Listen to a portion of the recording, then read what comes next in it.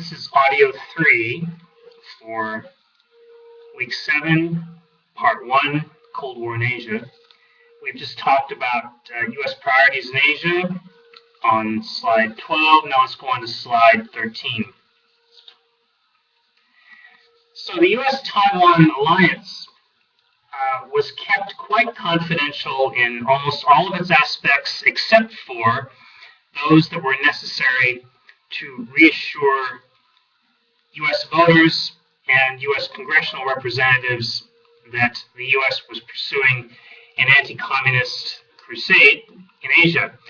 And this was the same time, if you've studied some U.S. history, you've heard of the McCarthy era, referring to the U.S. senator from Wisconsin, who was a relatively mundane, inexperienced, and not very accomplished legislator, but who latched on to the idea, being talented in this direction, that he could scare the living daylights out of the public by alleging that the U.S. government was full of communists. And indeed, there was a little bit of truth to that. Not a lot, but a little. There were agents of the Kremlin in the U.S. government. This is how the Soviets managed to get their hands on U.S. atomic secrets, and over in Britain, British atomic secrets. They were very good at it. They managed to cultivate a number of agents through the U.S., the Communist Party of the United States, the CPUSA.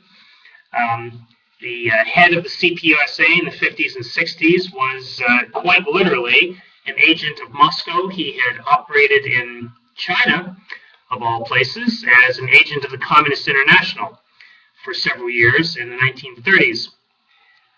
And so the Soviets were quite adept at stealing U.S. secrets. If you want to learn more about that, you can go online and web search against the word Venona, which is spelled V like Victor, E-N-O-N-A. That's V-E-N-O-N-A, Venona. The Venona project that's been declassified in the past 10 years. It has to do with the intercept by U.S. signal intelligence authorities of Russian Secret Service, then known as the NKVD, of NKVD messages back and forth during World War II that outlined exactly who Soviet agents were in the United States. Anyway, not to digress, the U.S.-Taiwan alliance was, my point is that there was a lot of hidden stuff going on. The U.S.-Taiwan alliance was quite close. There was an awful lot of sharing of military intelligence and civilian intelligence, of military assistance, but the United States didn't want the Taiwan authorities to have offensive capabilities because they knew that Chiang Kai-shek really did want to go back to the mainland. As ridiculous as that idea grew as the years went by, it was really his intention to try to get back into the mainland. Unfortunately for him, his networks on the mainland proved to be largely illusory, and so the Americans, once they realized this, began to take charge of these efforts. They tried running raids along the Chinese coast and got some limited amount of information. They'd occasionally get somebody who was a fisher to come back to the same spot every month out in between Taiwan and the mainland and hand over a few photographs or something like that, but they didn't really have any good networks on the mainland, any good sources of information. They certainly were not running anybody inside the PRC government like the Russians were running people inside the U.S. government. So the Americans started to turn toward technical means, and there were actually U-2 flights going over China all through the 1950s. Some of them were shot down. There weren't any Americans who were shot down over China in a U-2 anyway. There was a famous couple of people, couple of CIA operatives who were shot down in another mission in northern China in 1950. So that's another story. Not like the Gary Powers mission that was shot down over Russia in I believe it must have been early 1960, which caused the cancellation of a trip by Dwight D. Eisenhower to Russia. So eventually, these means that were growing more and more dangerous were outmoded as U.S. satellite capability developed into the 1970s, and indeed, those technical means became quite important to the United States in figuring out what was going on in China and in Vietnam and in other places. Let's go on to slide 14. So the first thing that the Chinese communists did when they took over the mainland was to start to consolidate the periphery of the new country. They marched first into Xinjiang in the far west, which is the Muslim region, where people look like they could be from Turkey or from some other place in the west, and they went in largely unopposed. There was a Chinese warlord out there, and there were some remaining KMT units, but they simply surrendered instead of trying because they had nowhere to go. They had no option. They couldn't go south into Burma like the nationalist forces in Sichuan province. They certainly couldn't flee into Russia or Mongolia. They simply had no choice but to surrender. And there was not really much they could do for guerrilla operations. Next came Tibet. The Chinese communists issued calls for the Tibetans to surrender and become part of the motherland. The Tibetans had not been part of the motherland for a number of decades. And this is an interesting dynamic that has occurred over history between Tibet and China. When the Chinese are strong, they do their best to control Tibet, and the Tibetans pretty much have to just pack it in and accept that. When the Chinese government is weak, when it goes through a warlord period or some other period of division or difficulty, then Tibet tends to become more independent. The Tibetans basically ignored the Chinese and tried to stall for time, hoping to get support from Britain or the United States through India. However, the British and the Americans were skeptical about the chances for success. There were some people in both countries that were interested in supporting the Tibetans, but no one really wanted to carry that through unless the Indians were on board, because any aid to Tibet would have to go through India. But the Indians were not on board.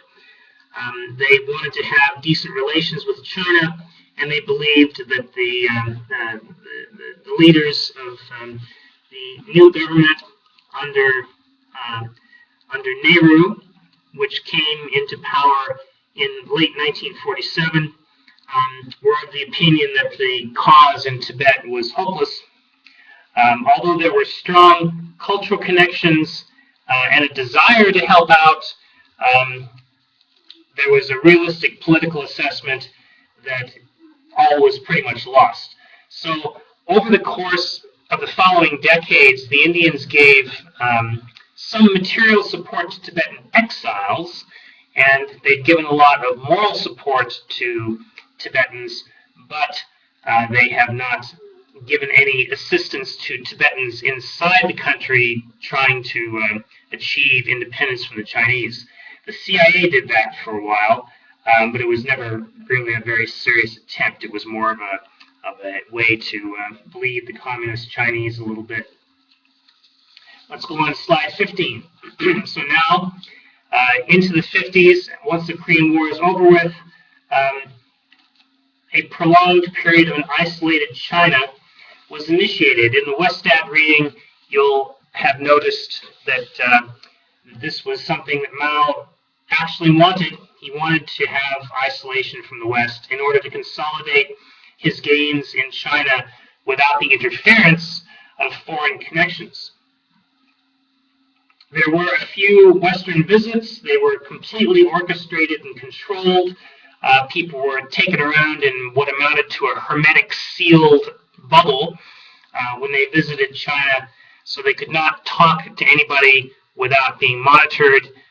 Everything they were shown was prearranged, and so the images that began to come out of China during the 50s and into the 60s were false for the most part. Edgar Snow, for example, the American author who traveled to Yan'an in 1935 to interview Mao and the other communist leaders, returned to China in 1962 during the end of the famine. He went there and pronounced that China had no famine because he didn't see any hungry people. He was one of these people who was taken around. He knew China very well. He spoke good Chinese. He was not dumb. And he was, while sympathetic to the communists, he was not really a pro-communist writer like some others I could name. So it's not that he was a propagandist or that he was stupid, but the effort that was made was a very sophisticated one and very intense and very well carried out. And this is what happened to anybody who visited China. The only people who were foreigners who really started to figure out what was going on were basically they were diplomats who were there for an extended period, but even they, of course, had a lot of their movements controlled. Let's go on to slide 16. This was also the period of the Sino-Soviet friendship, otherwise known as the Friendship Period, with extensive assistance by the Soviets. They sent over 1,000 advisors, which nowadays doesn't seem like much, but there we are. Nonetheless, it was a very extensive effort. There were Soviets who were assigned to almost every ministry and department, and many of the departments of the Chinese Communist Party, of the Central Committee, which, by the way, are the supervisory elements of government in that country. The ministries are one thing, but the Communist Party committees in the ministries and the Communist Party departments under the Central Committee that supervise them are quite another. Anyway, even the Soviets who lived there were isolated from the realities of everyday life in China. If you go to Beijing today, you can go to the northwestern part of the city and visit the Friendship Hotel, which still stands. It's like a little city inside of Beijing. It was built in the early 50s for Soviet advisors. In the 80s and 90s, the people who lived there were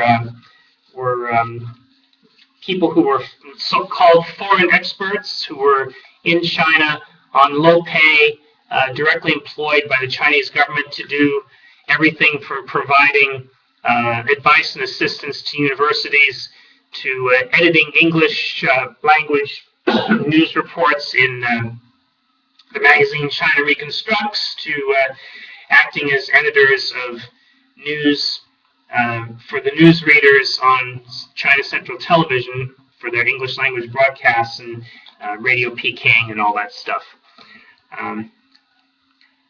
So once Stalin died, Khrushchev, the leader who followed him and who was to denounce Stalin in 1955 at a secret meeting, Khrushchev decided that the assistance to China should be increased, and indeed he did do that. Let's go on to slide 17.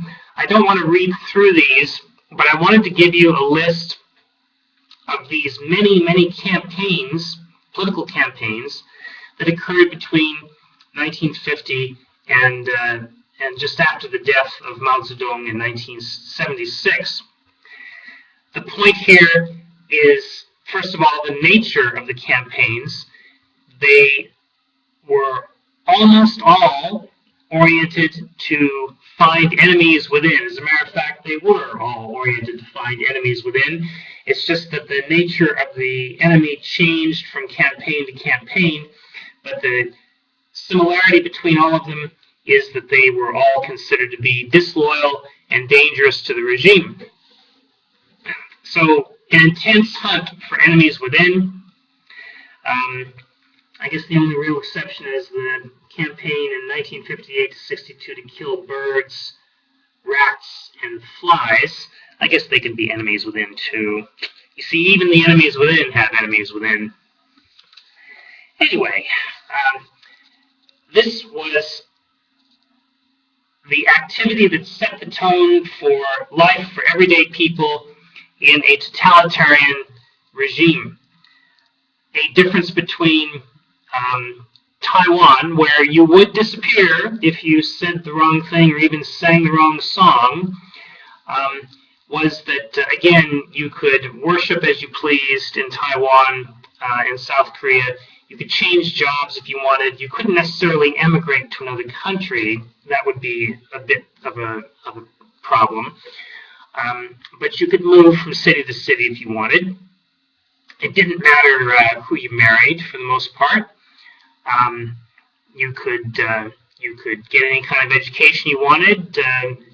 You didn't need the government's permission for these simple everyday things. In China, on the mainland, and in North Korea, you did.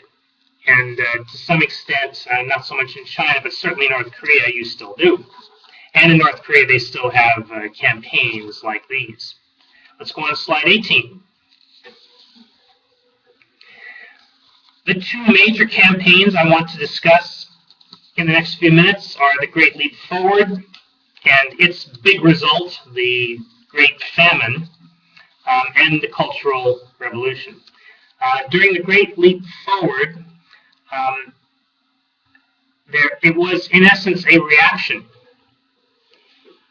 by Mao Zedong to criticisms that were leveled at the party at his invitation in 1956 during the 100 Flowers movement. This came from his quote about what people should do.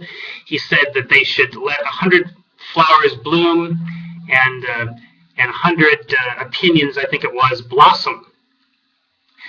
Now, why was he inviting people to criticize the regime? It was because in Hungary, earlier that year, there had been a revolt that was frightening to the communist leaderships in all of the Warsaw Pact countries and China, because it indicated that there was wide dissatisfaction with socialism. And so Mao invited criticism. There was a lot more than he expected. He cracked down in an anti-rightist campaign and followed up by demanding an increase in production through not only the socialist ethic, but the idea that if one works hard enough, is enthusiastic enough, has been inspired enough by socialist goals, that one can do almost anything. And so many overly ambitious targets were given to society, producing huge amounts of steel, producing huge amounts of grain compared to normal harvests, and the result was a complete disaster. We'll go on to slide 19 in the next recording.